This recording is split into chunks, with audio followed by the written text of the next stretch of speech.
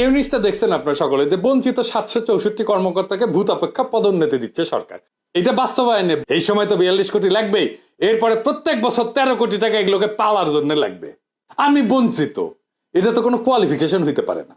কোন আক্কেলে এই দুঃসময়ে আপনি 42 কোটি টাকার বরাদ্দ দিতেছেন এইগুলোর জন্য? এই ব্যুরোক্রেসি হাসিনারে টিকায় রাখছে না? হাসিনার নির্বাচন এরা করছে না? 2014 নির্বাচন, 2018 নির্বাচন, এমনকি 2024 নির্বাচনে যারা ডিসি ছিল, যারা ইউএনও ছিল, যারা এসপি ছিল, তারা আছে না? এই যে আমলারা বঞ্চিত বঞ্চিত করিচ্ছে, এর নাম ছিল। এই আমলাতন্ত্রের কোন নৈতিক অধিকার আছে বিপ্লবোত্তর সরকারের কাছে কিছু চাওয়ার? বিন্দুমাত্র অধিকার নাই। পুরা ব্যুরোক্রেসির পাশে লাথি দিয়ে বের করে দিলে কি সমস্যা হইতো? কিছু হইতো না। বঞ্চিত গল্প নিয়ে আসিছেন এখন, তাই না? সেজন্য আপনাদের কম্পেনসেট করতে হবে।